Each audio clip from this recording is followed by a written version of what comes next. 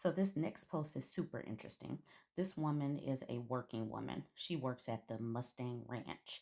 And what she's talking about here is how when she's doing the screenings, like when she is like inspecting the potential um the potential John or whatever you're supposed to call them, that she and the women that are working at the Mustang Ranch are finding things, and they're working kind of like as health screeners. You guys have got to see this video. If you're on TikTok, I'm just going to put all of the videos that I want y'all to see. I was tagged in this one and I was like, oh my goodness, they are literally screening and helping men. Watch this. And here in this video, she's talking about negotiation, so prices, what they will or will not do. And I think more women should be doing this type of communication with men, because this woman is putting it out on the table on how they are going to be handling things. They are safe about it. She is inspecting her clients, and I am not pushing, this line of work, but a lot of women are already expected to do things strange for a Chili's dinner or an Applebee's dinner. And this woman is getting paid and she's upfront and talking things out. So there's no there's no miscommunication or anything. And she turns down money or Johns or whatever you're supposed to call it. And in this video, she is talking about becoming a madam, and this is something that I think that many of us could understand, how you end up with a boss that has never worked in your shoes.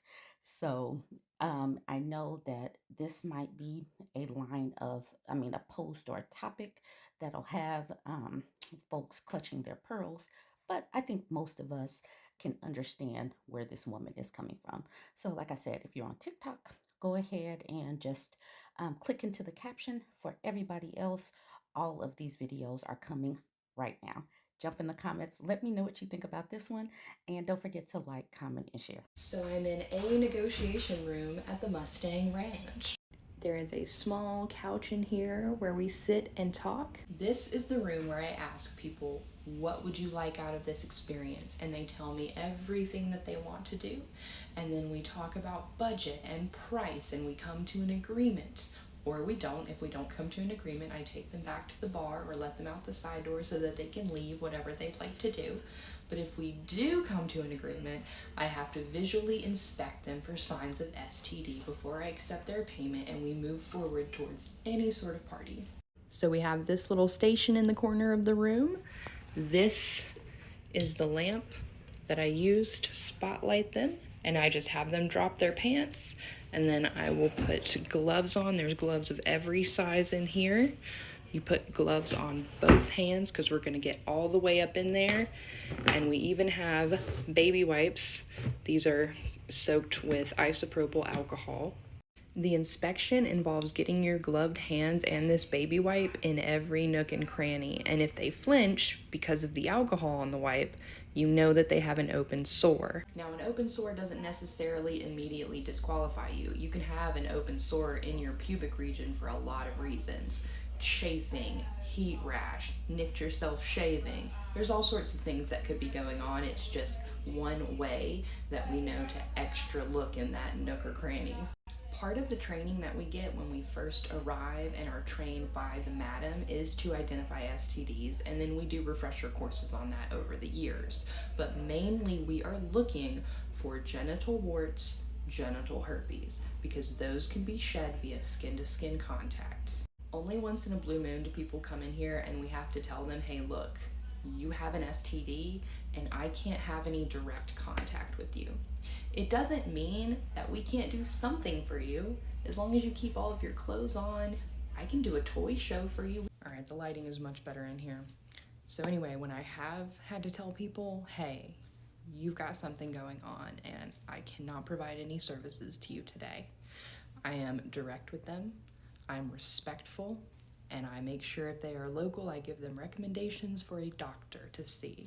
And you're sitting there thinking, why would they even come here? A lot of people are very uneducated about sexual health and STDs, and you don't know what you don't know, and I have found the public to be very ignorant on a lot of subjects. Only one time in my whole career have I had a person come in here and it was a dude, because of course it was. And him be like, well, I knew what was going on, but I figured it'd be okay because y'all just wrap it up anyway. And then there was a time that I was about to party with a couple, got down to the inspection. She was totally fine, nothing. He was having a gnarly herpes outbreak, and she was pissed. She went out of the room and was about to run all the way out the building. I chased her down, talked to her about doctor's options, and just let her vent to me. He had told her that this had been going on his whole life, and the relationship was so new. They were in that honeymoon phase, and she just believed whatever he said because she was madly in love with him. And girl, I've been there. We not judging you.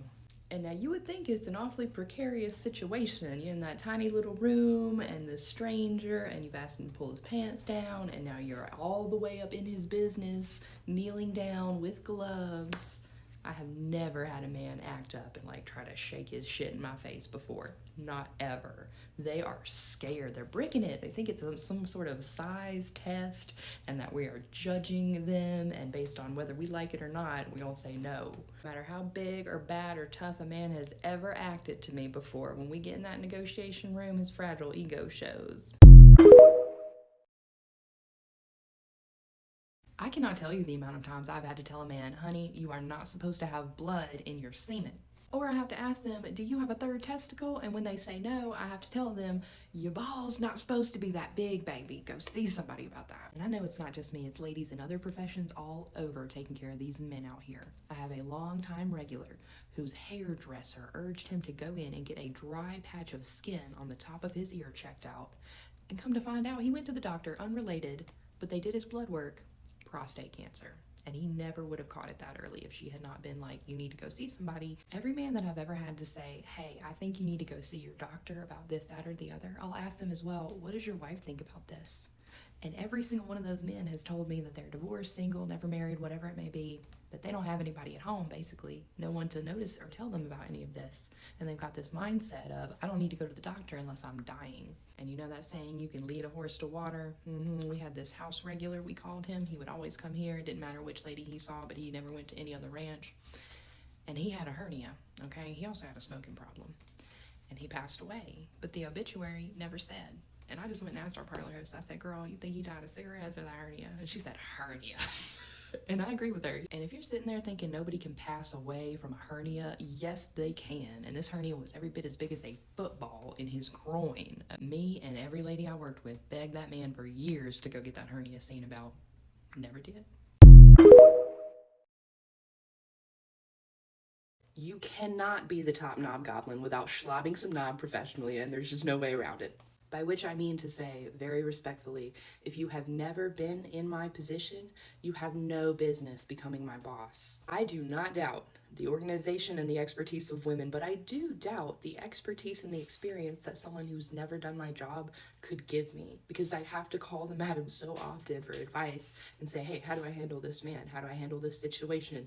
What would be a better negotiation tactic? They have tried one time in the 8 years that I've worked at Mustang Ranch to put a woman who had never been a working girl in a management position over us, and it just didn't work out. It was a lady who had been our receptionist for a while, and she loved all the girls and all of us loved her, and so they were like, we'll try you out as the parlor hostess, which is like kind of the nighttime manager when the madam's not here. Now, a lot of the parlor hostess's job is basically just helping you help the customer better. Whenever it gets busy, she acts as a second cashier. Whenever you have your hands full, she helps you carry drinks, towels, whatever it may be to your party suite. If your client would like to rebook in the middle of their party, she'll bring the credit card swiper machine in and help do the paperwork. We started to have problems with her when she thought she was going to tell any of us working ladies what to do. I am generally a very nice person. I value manners and politeness, and I do not like confrontation. But she came up to me one night and was like, I think you should go talk to this man who was sitting across the room.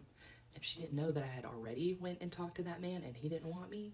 And I told her as much, and she says, well, go back over there and try harder. And I am thinking, who in the hell are you? And that was written all over my face. I didn't say that to her, but I was looking all crazy like that, and she just backed off. That is not in any way, shape, or form how a madam would handle it with a working girl. My madam would never tell me, well, go try harder with that man. She would say, oh, what did you guys talk about? What type of lady is he looking for? Did he tell you anything about the experience he's after? You know what I'm saying? We would get to the bottom of what does that customer want and how can we accommodate him, and not why didn't I try hard enough and why won't I go over there and try again. Mustang Ranch has two amazing madams. Both of them are former working ladies, and both of them have more than 20 years experience under their belts each.